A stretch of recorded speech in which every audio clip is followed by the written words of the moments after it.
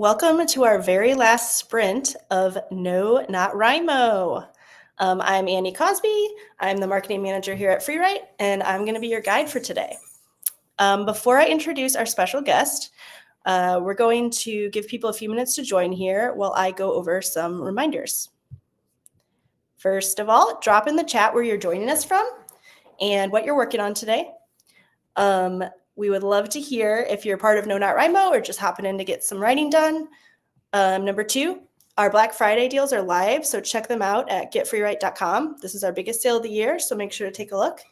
And number 3, quick overview of today. We're going to start with a short interview with our special guest, and then we'll dive right into 2 15-minute writing sprints. So if you have any questions, drop them in the chat, and we'll get started. So our guest today is a #1 New York Times bestselling author. She's written 7 novels for HarperCollins and Harlequin Teen, including Zenith, The Murder Complex, The Death Code, and the Balance Keepers trilogy. And she just released a brand new book called Ravenminder. So please join me in welcoming Lindsay Cummings.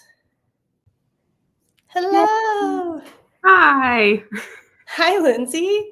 Where are you joining us from today? So I love that most people probably don't realize that we've been chatting for like 15 minutes. I know. Oh, hello. Nice to meet you, Lindsay. So I am in North Texas, literally like 20 minutes from Oklahoma. And I'm just in my house today. I got my kids off at grandma's, and so it's nice and quiet for once. I'm ready to just talk writing and all things bookish. Awesome. You have like the ideal bookshelf backdrop. It's gorgeous. It was free, so it's even more beautiful. It was free? Where do you get a free bookshelf? When we moved, so we did RV life for the past 2 years. And so we sold everything that we had in our house that we thought was going to be our forever house, moved into an RV and just enjoyed 2 years of adventure, but we sold literally everything that we owned. Oh my God. And so when life kind of shifted and we decided, okay, it's time to kind of settle back down again, all these people just showed up out of the woodworks and they were like, hey, I have this for free. I have this for free. And so we were just taking things left and right. That's amazing. The house. And so I got lucky. I got several bookshelves for free. So did you sell all your books before you guys went RVing? Yeah, a lot of them. I kept like my very prized possessions, like my signed editions, things from author friends. And then I have all of like my backlist titles. They are still in, I think it's like 6 tote boxes, like huge ones in the garage. Eventually I'll get them all displayed again, but Ravenminder gets to take it for now. It looks beautiful. So beautiful. All right, so let's jump into the writing process. Yeah. To start with, are you a pantser or a plotter? And for people, sometimes people don't know those terms. Yeah. Plotter is the obvious one. It's someone who plots meticulously. And pantser is someone who writes by the seat of their pants, just goes with it. So it's interesting. I started writing when I was 18. This was my debut. It's here because I literally just filmed a video with it. Hey, I don't just keep it with me. And I wrote that one when I was 18. I was dealing with chronic fatigue. And so for I think it was 3 years, I was essentially bedridden. I was in and out of the couch to the bed, to the couch to the bed. And doctors couldn't really figure out what was going on with me.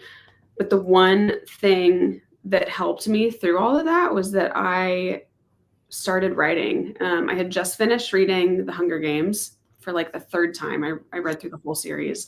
And when I was done, I remember I shut Mockingjay and I was like, wait, I think maybe I could do this too. Like I could write a book that maybe somebody could just sink into. And so I wrote The Murder Complex as a pantser. I wrote it in 2 weeks during actual NaNoWriMo back in 2011 or 12. Wow.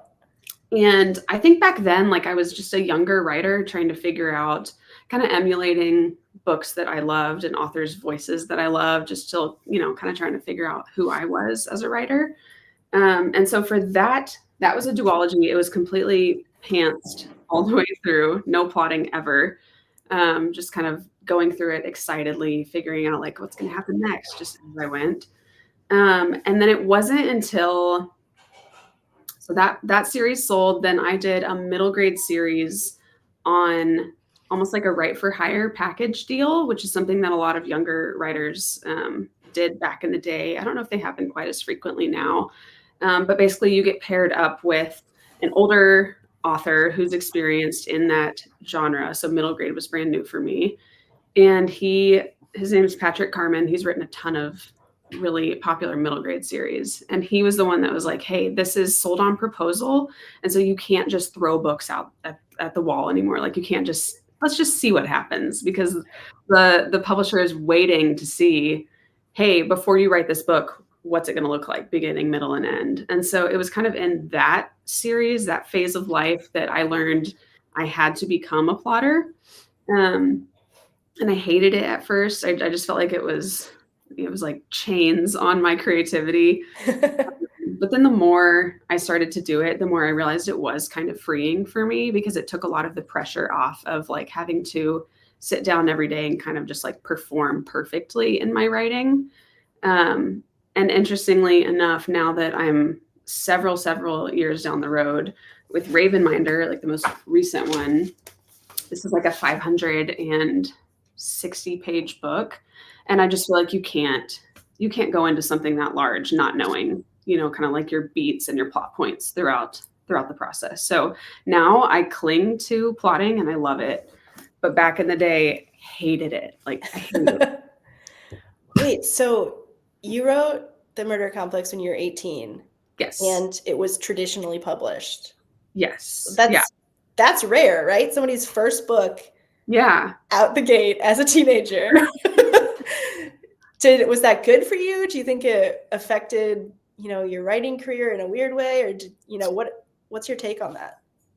I think it's funny, because writing was never, like, I didn't even know that was an option for a career. I just thought it was something people did on the side. I'd never really given much thought to that being something that people do for a living.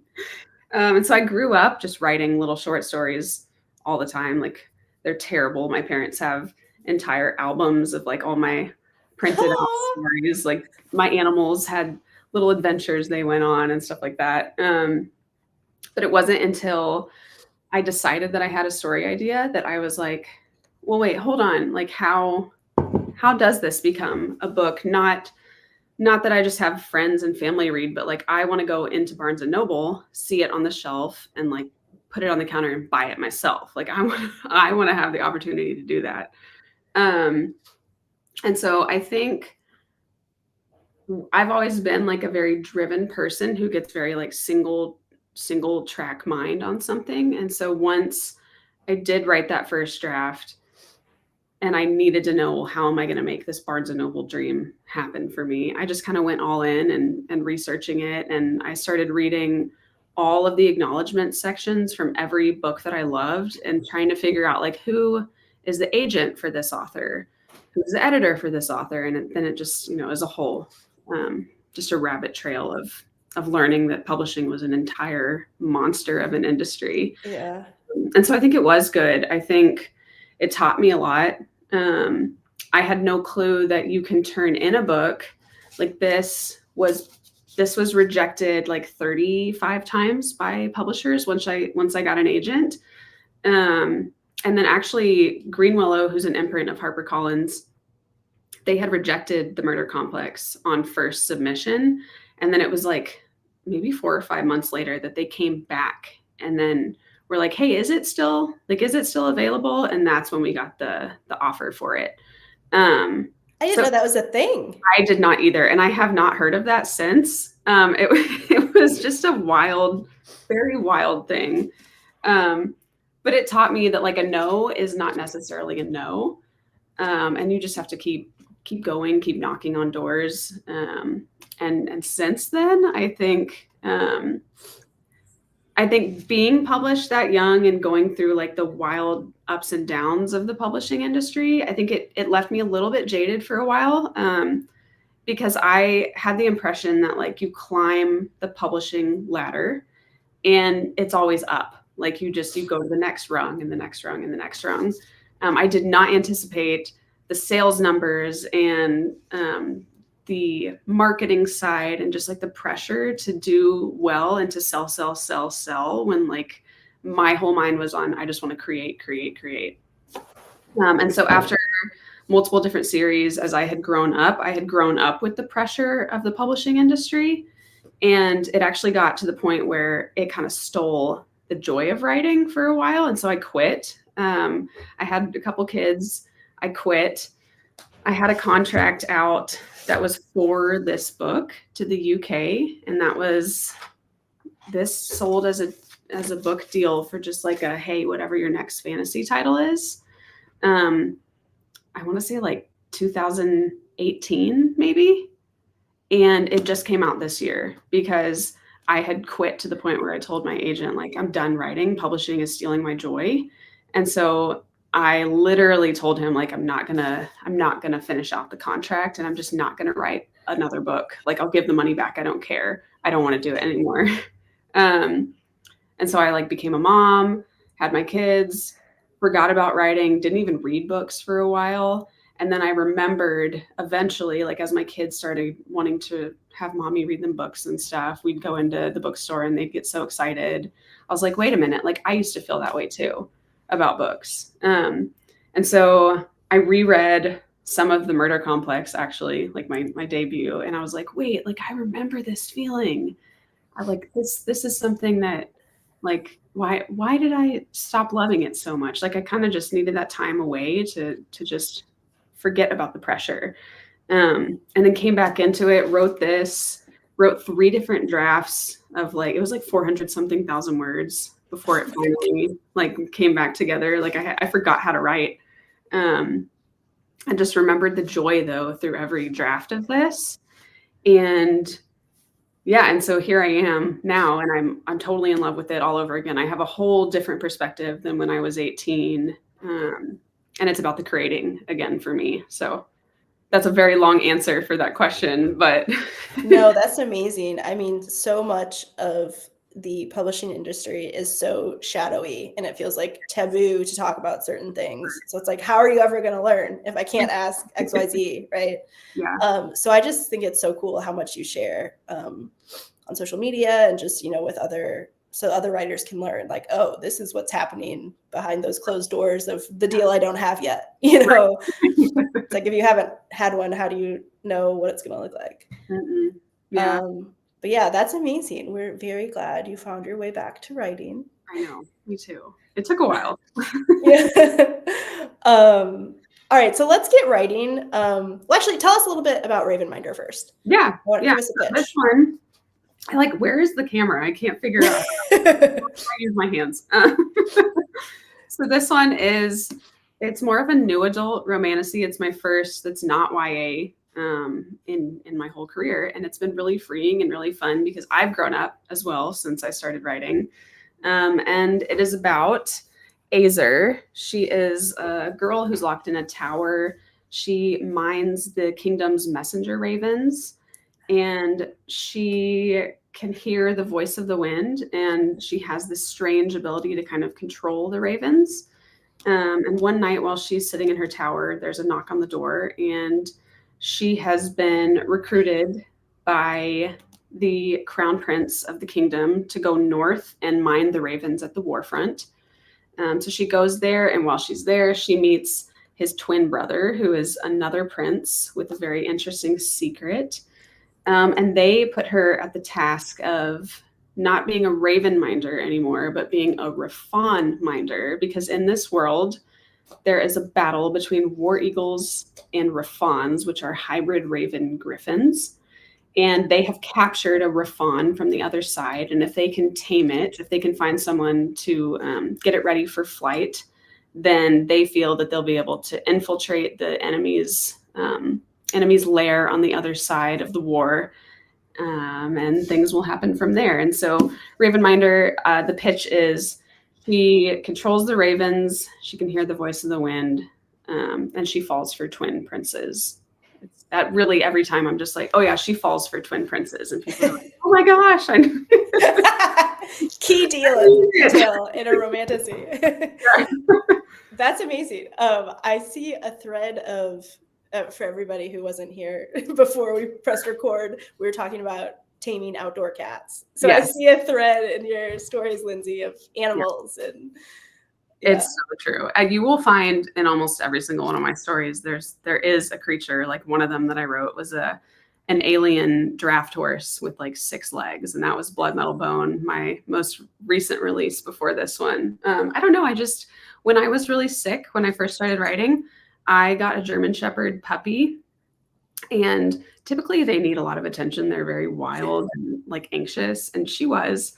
But she would lay in bed with me for hours upon hours. And so just like that bond between like human and creature, I just was like, this is straight out of a fantasy.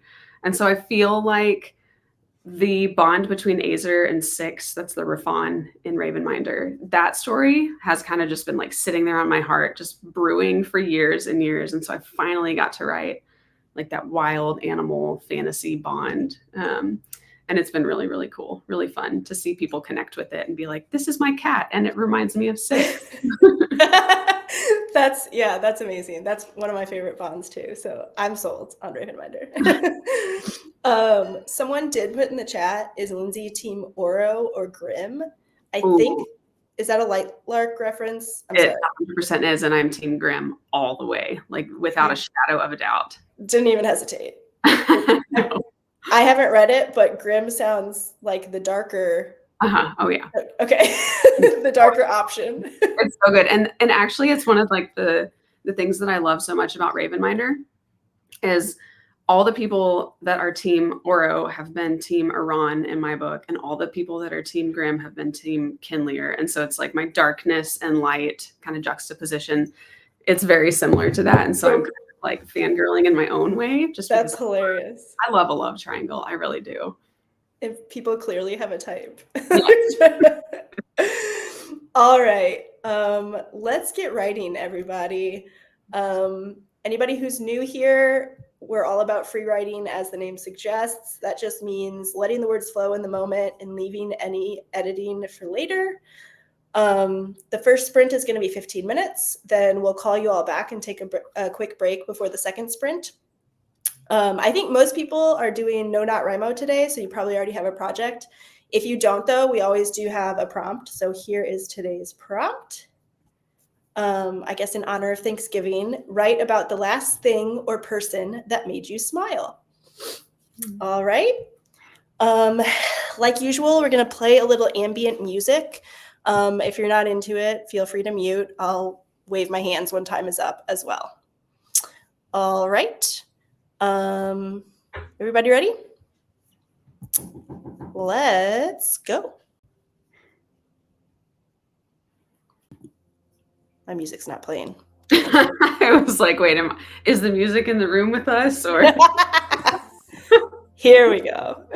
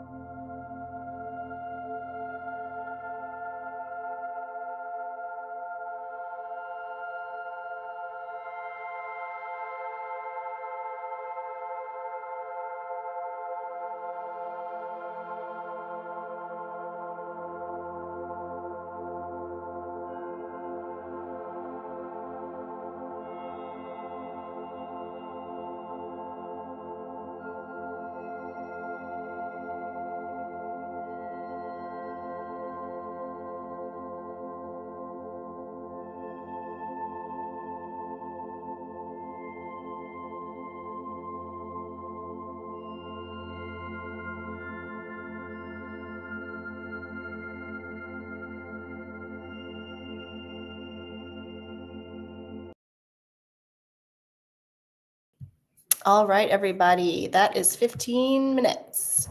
We're going to take a quick break. So go to the bathroom, stand up and stretch, do what you need to do to get ready to sprint again. While we wait, please drop your word count for the first sprint into the chat and tell us how No Not Rimo has gone for you this month. I know there are 33 people already who have hit the 50K mark, including Teeny Harmless Robots. I see you in there in the chat. Congrats. And yeah, there are a lot more people set to cross that threshold before the end of the month. I am not one of them. Lindsay, what are you working on today, if you could share? Yeah, so I'm actually working on Eagle Minder. And so the world of Ravenminder has those guys. That's Kinlear. Hold on, this will be better. So I have Aran, the pale-haired prince, and then Kinlear, the dark-haired prince. Cool. I'm actually writing the events of Ravenminder from each of their points of view. And so I just feel like now that I am back to writing, now I can't stop writing. And so I think it might have been the Grimm and Oro book that inspired me. That bonus content like that, and seeing things, seeing a book from different perspectives, but the same storyline is just fascinating to me, especially because of the way that Ravenminder ends. It's a massive twist ending. And everybody was like, I need book 2 now, which obviously isn't written yet. And so I was just like, I think I'm going to write the male POVs and release them as novellas, like ebook novellas. They started out as like 20 pages a piece, and now Kinlear's, which is Eagle Minder that I'm working on right now, is like 45,000 words. So it's going to be wrote a full book. Yeah, actually, I literally did. And so so those both come out, Fire Mage and Eagle Minder. Those come out December 30th on Kindle Unlimited, and they're not done. But the beauty of being able to do things, and we'll probably talk about it at some point, but Ravenminder is indie published in the US and Canada, and it's traditionally published in the UK, Australia, and New Zealand. And so the beauty of being like hybrid published is I do get to do things more on my own timeline. And so the UK team has been great, and they're letting me do it and release it. And so, yeah, I'm just, I am writing as fast as I possibly can to get these novellas done so that people can uncover more of the world and discover why the book ended the way it ended. So let's talk about that a bit during the break. So you, like I said, you've been really transparent about your publishing journey, which is not always the case for new authors to learn about how it works. You recently posted about going from like a 6-figure traditional book deal to indie publishing. Can you give us like the summary? Like, yeah, for sure. Personal choice, honestly. So when, I don't even know if I have that book in here somewhere. When Ravenminder sold to the UK, it was several years ago. It was a 2-book deal. It was Blood Metal Bone, which was my space western. It's literally like, it's a fantasy story that takes place on an alien planet. It's very like Avatar meets cowboys and aliens. Very weird. But I had so much fun writing it. And so that sold as a single title with whatever my next fantasy was going to be. That's how proposals work a lot of times. Like, that's so intimidating. It really is. I don't know what it is. Why do you want it? Exactly. I did not know what it was. And so I think in writing that and releasing that, that's when I started to feel that like extreme burnout from writing that I had talked about earlier in this chat. It was the pressure of that. And it was like, how am I, like, I was barely able to write Blood Metal Bone and turn it in on time. I was barely able to get through the edits. How in the heck am I going to like, and I was passionate about that story. Like, how am I just going to bring something out of nowhere and it be good enough? And so that's when I was like, nope, I'm done. Like, I'm just going to go focus on my kids, my family, and just walked away from it. And so my agent, who's brilliant and understands me sometimes better than I think I understand myself as a writer, he was like, she says this now, but I don't think she's ready to quit. And so he kind of just like kept kicking the can down the road with that contract and just giving me extended extra amounts of time to turn in whatever that book was going to be. Um, and I kept saying, cancel it, cancel it, cancel it. And he was like, we're not going to cancel it. We're just going to like, we'll just push it as long as you need. And so eventually I did come back to writing. I did feel like the pull to do a story, and it became Ravenminder.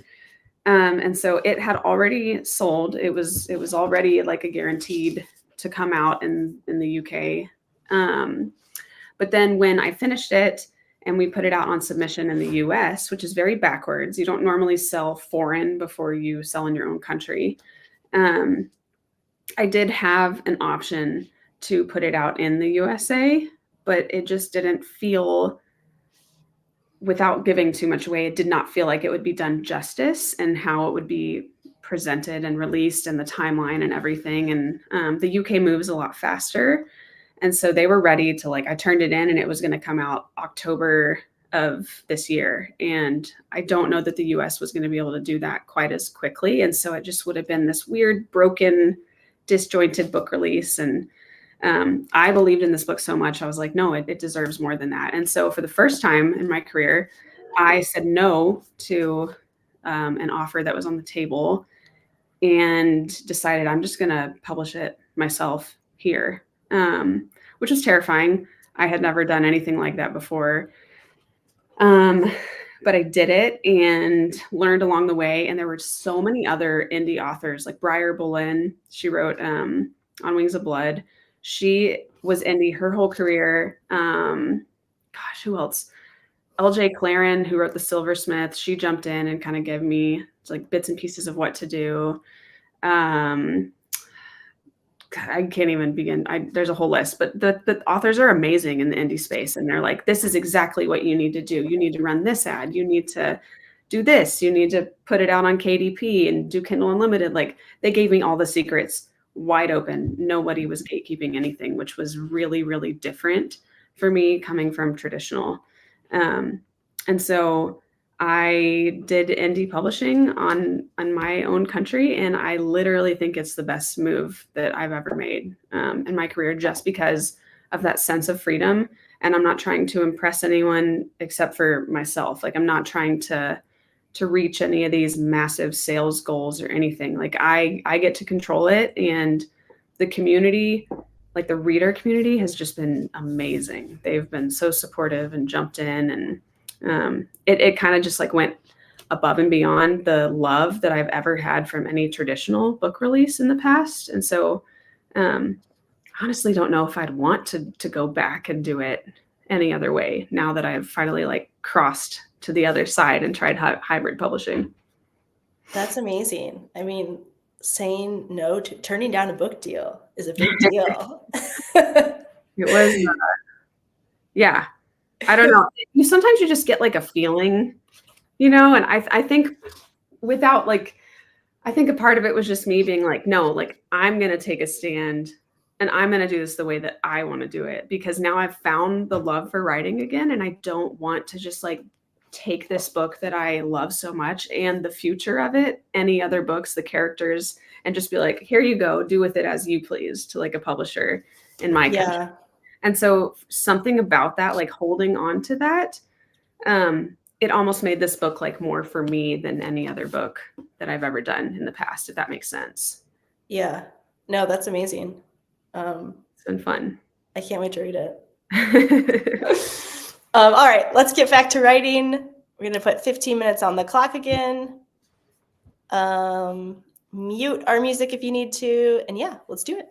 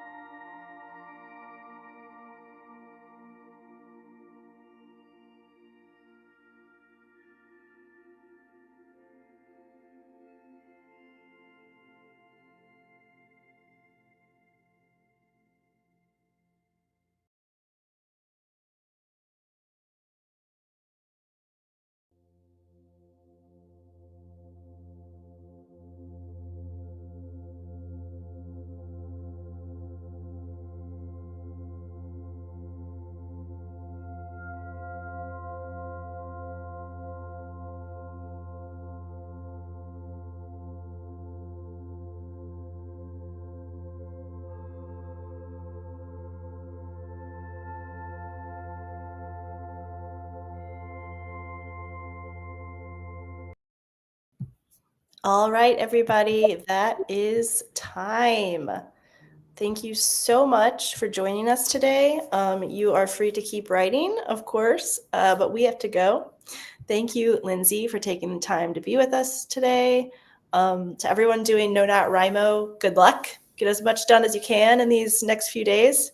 And also make sure to check out our Black Friday sale at getfreewrite.com. This is our biggest sale of the year, so check it out. Remember, if you need, look at that. And remember, if you need anything, you can reach us at hello@getfreewrite.com. All right. Happy writing. See you, everybody. Bye, y'all.